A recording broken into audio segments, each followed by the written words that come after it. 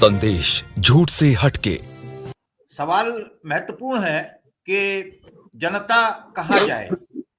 देखिए, जब हमारे सामने प्रेम जी के पास आता हूँ, प्रेम जी, जब हमारे सामने बहुत सारे एग्जाम्पल हैं, मनीष सिसोदिया जेल में है, कितने दिन बाद उनकी चार्जशीट फाइल हुई नहीं हुई, संजय सिंह है, केजरीवाल की बारी है, सोरेन चले गए, एक लंबी लिस्ट है।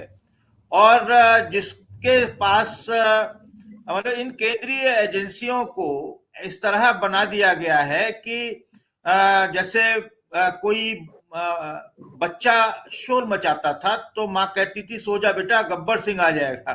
तो उसी तरीके से वो लगता है कि ईडी को गब्बर सिंह बना दिया है, लोकतांत्रिक नहीं छोड़ा है। तो क्या ऐसी स्थिति में आम आदमी और देश की क्या स्थिति है, देश किस ओर जा रहा है? देखिए, देश में नैरेटिव्स बनाम नैरेटिव्स की लड़ाई चल रही है। जिन शब्दों में आप एक गंभीर स्थिति को बयां कर रहे हैं, उन्हीं गंभीर स्थिति को बहुत हल्के ढंग से दूसरे लोग समांतर ढंग से रख रहे हैं कि आप अगर ईमानदार हैं तो आपको ईडी के सामने पेश होने में क्या दिक्कत है, दूध का दूध पानी का पानी हो जाएगा, है ना। आपने अगर कोई बेईमानी नहीं की है तो आप सामना कीजिए। इस तरह की बातें कही जाती हैं। आपको क्या कोर्ट पर भरोसा नहीं है, आपको क्या पुलिस पर भरोसा नहीं है, आपको क्या हिंदुस्तान की सेना पर भरोसा नहीं है, आपको तो ईडी पर भी भरोसा नहीं है, सीबीआई पर भी भरोसा नहीं है। तो आपको जब किसी पर भरोसा नहीं है तो आप फिर छुपे अर्थ में, और बहुत लोग तो ब्लंटली बोलते हैं, फिर आप हिंदुस्तान छोड़ दीजिए, ये भी कह देते हैं। ये भी कहने में टाइम नहीं लगता है। तो एक तरफ वो है, और दूसरी तरफ आप जो गंभीरता से बात रख रहे हैं, और प्रश्न यही है कि इन बातों को कैसे सत्ता के समांतर जनमत तैयार करने में तर्क के तौर पर लाया जाए, जनता को कैसे लामबंद किया जाए। क्योंकि सत्ता के विभिन्न शक्तिशाली जो हिस्से हैं उन पर कब्जा हो चुका है एक पार्टी विशेष का। अभी देखिए, बिहार और झारखंड दोनों में लगभग एक जैसी घटनाएं घटी हैं, नेचर अलग है, लेकिन दोनों जगह सरकार लूटने की कवायद हुई है। मतलब बिहार में भी सरकार लूटी गई है और झारखंड में भी लूटने की पुरजोर कोशिश हुई है। तरीके जरूर अलग हैं।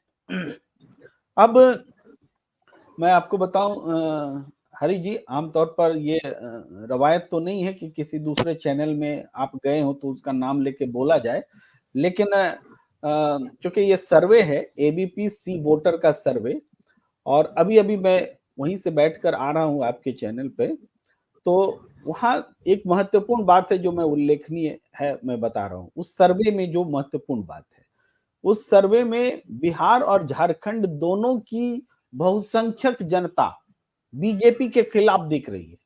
लेकिन ये देख मैं पा रहा हूं, सर्वे प्रेजेंट करने वाला उस चीज को नहीं दिखा रहा। आंकड़े वही है, आंकड़े वही हैं।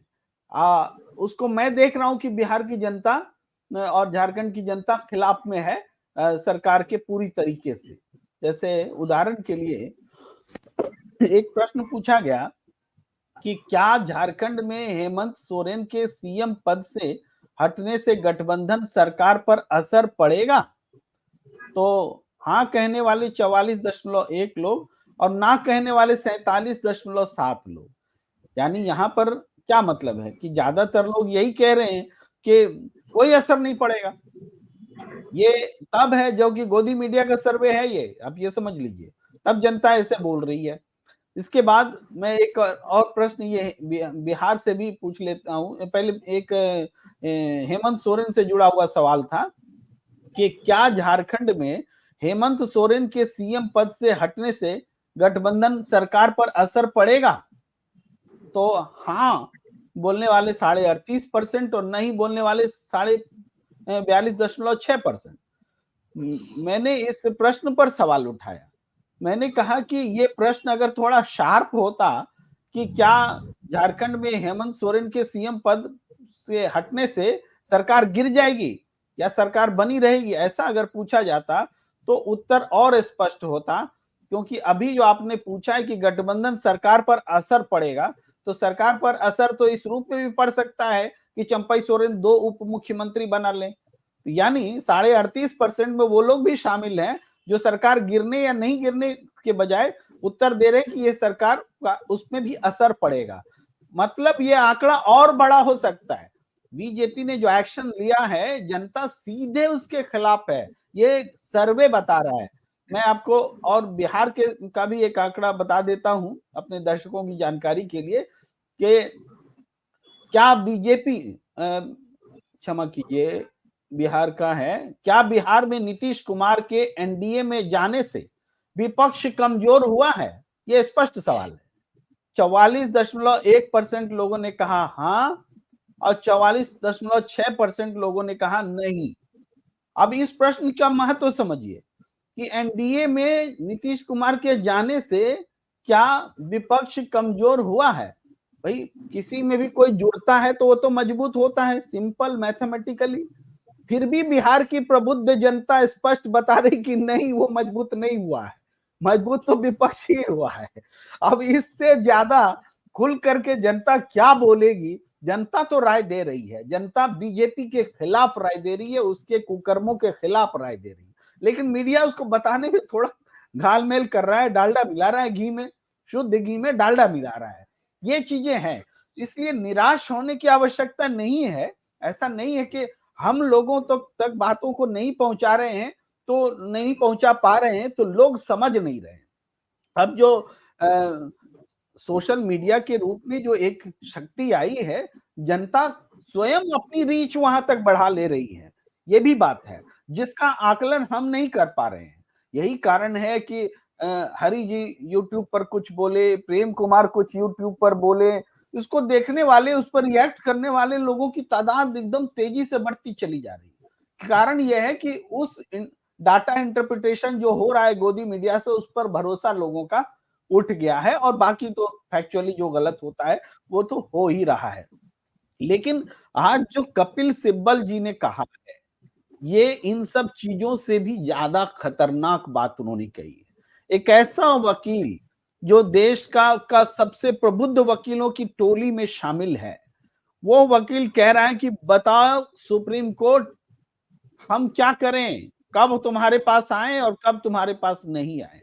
ये साफ साफ पूछ रहा है, कह रहा है, इसका मतलब ये सुप्रीम कोर्ट में के प्रति भरोसा गिर गया है। जो ये जुबान अगर बोली जाए तो शायद ये लोग अच्छे नोट पे नहीं लेंगे, लेकिन बात वही है, उसको उस रूप में बोल नहीं पाए वो, अब बोलेंगे भी नहीं कभी, चूंकि एक प्रतिबद्धता है अदालत के प्रति। लेकिन ये सुप्रीम कोर्ट के प्रति इससे ज्यादा अविश्वास और क्या होगा कि कपिल सिब्बल जैसा सीनियर वकील ये कह रहा है कि बताइए हम कब आए आपके पास और कब ना आए। इन उदाहरणों में तो ऐसा हुआ था और इस उदाहरण में ऐसा क्यों नहीं हुआ।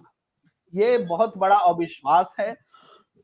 और जैसा कि अभी हमारे साथी सिंह साहब बोल रहे थे कि संसद के भीतर जिस तरीके से जवाब दिया जाता है कि वो उसका भाव ये होता है जो करना कर लो, हम तो इसी रास्ते पे चलेंगे, उसका भाव निचोड़ यही है कि जो करना है कर लो, कोर्ट जाना है जाओ कोर्ट।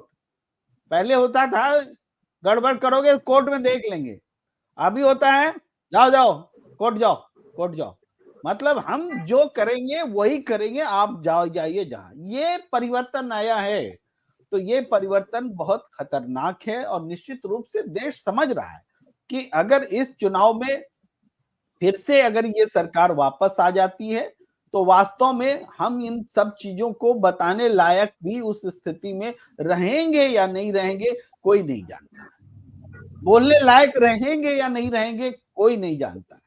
तो ये बहुत महत्वपूर्ण फेज से ये देश गुजर रहा है और यहाँ पर धर्म का, राष्ट्रवाद का और इन सब का कॉकटेल है।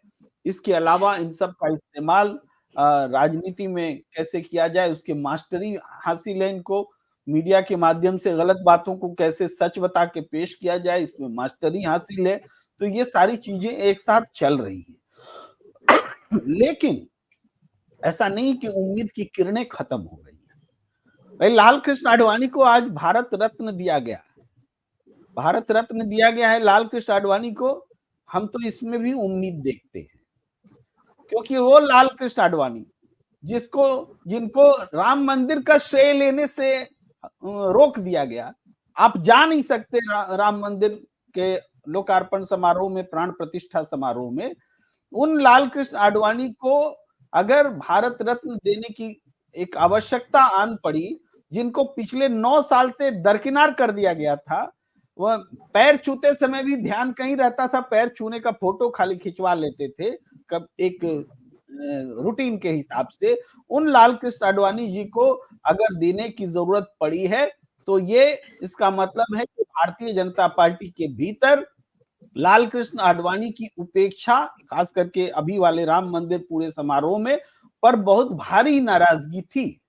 और उस नाराजगी को कंपनसेट करने के लिए, इसके अलावा इसका और राजनीतिक लाभ उठाने के लिए जो थोड़ा सा इंटेंसिफाई हो सकता है राम मंदिर के मुद्दे में, उन्होंने भारत रत्न देने की कोशिश, भारत रत्न दिया है। और इसमें वो कोशिश, हमें उम्मीद दिखती है कि बीजेपी के भीतर भी ऐसे लोगों में एक बेचैनी है जो इन चीजों को बर्दाश्त कर रहे हैं, चाहे जिन परिस्थितियों में भी कर रहे हैं।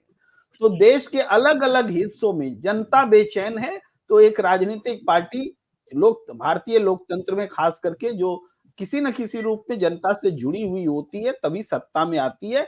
तो वो राजनीतिक पार्टी उस बेचैनी से दूर नहीं रह सकती, और वो बेचैनी बीजेपी के भीतर भी दिख रही है, ये मैं कहना चाहता हूं। इसलिए उम्मीद अभी बाकी है।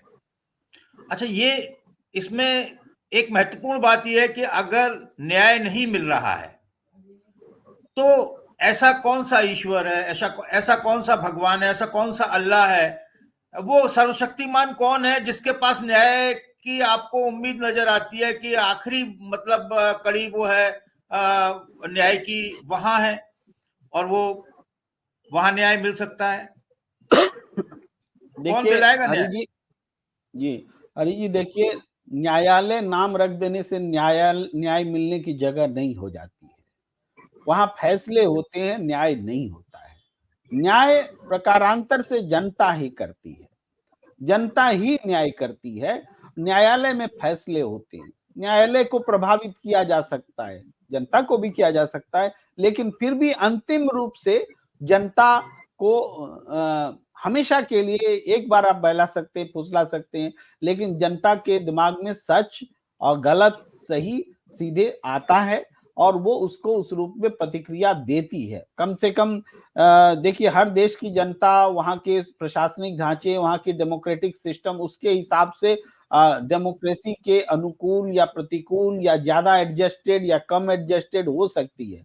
लेकिन हमारे देश के में गुलामी के दिनों में भी डेमोक्रेसी जो है अंदर से पंचायत की व्यवस्था में, दूसरी व्यवस्था में रही है।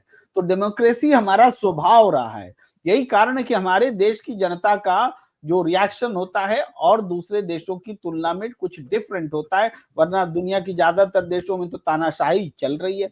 हमारे यहाँ तानाशाही आने के लिए बेचैन है। आजादी के 75 साल बाद अमृत काल में तानाशाही जगह लेने के लिए बेचैन है, और ये तानाशाही और लोकतांत्रिक स्वभाव के बीच का एक संघर्ष चल रहा है।